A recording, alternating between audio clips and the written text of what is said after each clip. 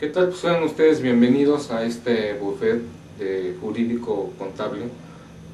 Nosotros queremos compartir con ustedes unos temas muy interesantes que sin duda les van a ayudar.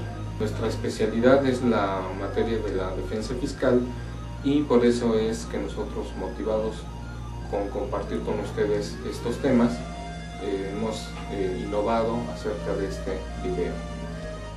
Una de las partes más importantes de la defensa fiscal, sin duda, es la protección patrimonial del contribuyente. Nosotros hemos notado en nuestro andar litigando precisamente que muchas veces por un mal consejo se pone en riesgo el patrimonio del contribuyente, incluso también hasta su propia libertad. De ahí que la importancia de que nosotros siempre reflexionemos cuando vamos a asesorar a un contribuyente, cuando nosotros vamos a tomar su asunto, cuando nos pide un consejo, tenemos que visualizar en qué medida vamos a apoyarlo. En algunas ocasiones, déjenme compartir con ustedes alguna experiencia, me ha tocado que algunos asesores han incluso llegado a ofrecer en garantía propiedades de los contribuyentes, propiedades de los familiares, aún sin estar conscientes si van a ganar el asunto o no. En un caso del estado de Michoacán, una persona que nos llamó nos decía que el litigio se lo iba a llevar un contador que sin duda era con poca experiencia sobre este asunto, y nosotros lo que hicimos fue revisar la demanda. Una demanda donde tenía 1, 2, 3 agravios cuando mucho, que en realidad no era más que planteamientos muy generales que se iban a realizar en los tribunales. Nosotros, al estar estudiando esa demanda, pues inmediatamente reflexionamos que no era la mejor ayuda que se le podía brindar a ese contribuyente. ¿Por qué? Porque en nuestros litigios nosotros llegamos a plantear incluso alrededor de 10 agravios en nuestras demandas, llegamos a plantear 15 agravios en nuestras demandas, es decir, llegamos a hacer planteamientos que son muy fortalecidos para que nosotros le podamos dar elementos a los juzgadores y ellos nos resuelvan con toda seguridad. Pero además, en este caso que yo les estoy platicando, también cometió esta persona el error de ofrecer en garantía un edificio del contribuyente. Si bien es cierto que nosotros sabemos que cuando vamos a plantear un litigio ante los tribunales nos piden la garantía del interés fiscal, la realidad es que hay diversos medios para ofrecerlo. Lo más inmediato que llegan a hacer algunos asesores es inmediatamente ofrecer patrimonio del contribuyente, que si se llega a perder, entonces inmediatamente quedaría a favor del fisco.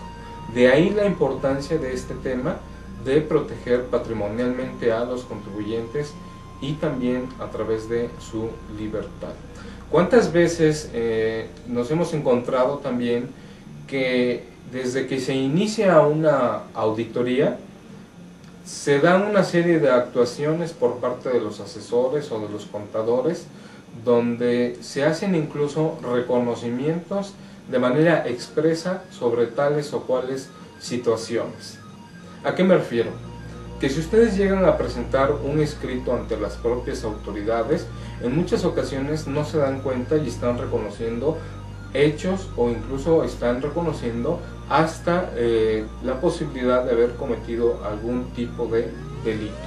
Por eso precisamente hay que tener cuidado para que ustedes, si deciden promover algún tipo de escrito ante las autoridades, pues lo piensen 2 veces.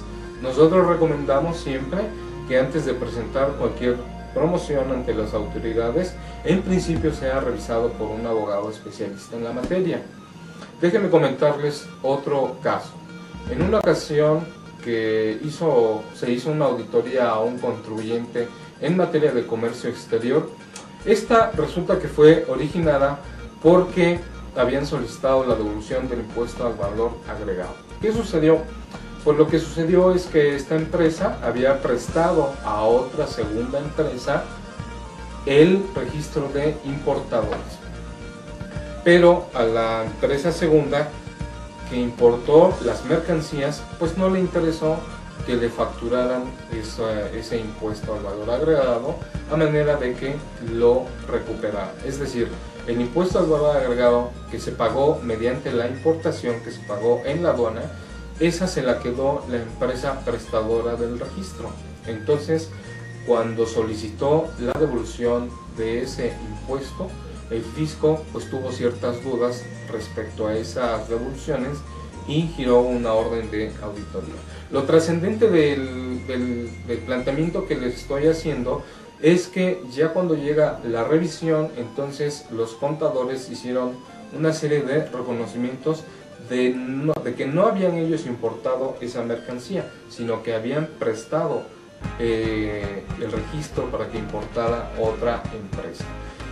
Incluso también se reconoce que los dineros no salieron de la propia empresa. Sin embargo, sí tramitaron la devolución del impuesto. Con este ejemplo les quiero dejar muy patente de que es muy riesgoso que nosotros actuemos de cierta o cual manera frente a las autoridades. En cuántas ocasiones hemos visto también que a los contribuyentes se les abandona ya cuando están siendo revisados.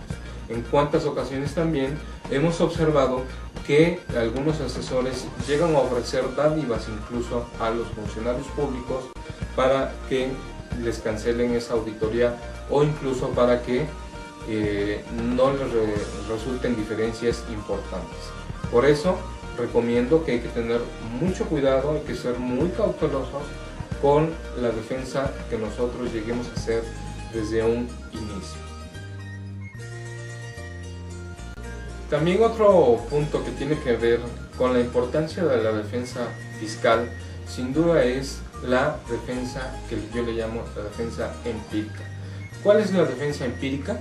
Pues la que realizan aquellas personas que no son especialistas en la materia, aquella que intentan realizar aquellos que también por ahí alguien les ha llamado juriscoyotes o alguien les ha llamado también pues los arregla todo, ¿verdad?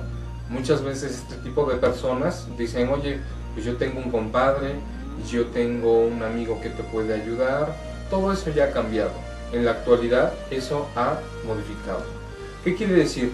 Quiere decir que ahora nosotros como abogados tenemos que hacernos valer con herramientas apegadas a la ley para llevar una adecuada defensa de los particulares y no poner en riesgo su patrimonio y no poner en riesgo incluso su libertad. ¿Qué es lo que nosotros tenemos que hacer? Bueno, pues desde un inicio, cuando nos llegan a hablar de que llega un citatorio, de que llega una notificación, inmediatamente nos ponemos en contacto con las personas de la compañía y les hacemos acerca de una serie de recomendaciones. ¿Para qué? Para que cuiden unos puntos muy precisos que más adelante vamos a comentar y evitar en ese momento reconocimientos expresos sobre tales o cuales documentos, o sobre no haber presentado la contabilidad, no tenerla, sobre no haber presentado incluso declaraciones, sobre haber usado incluso también documentos que sean apócrifos, o el haber dejado de pagar o haber declarado menos ingresos. Por eso es importante siempre ceñirse al consejo de un abogado especialista para que este asunto sea tomado desde el principio de la diligencia y durante todo el seguimiento de la diligencia.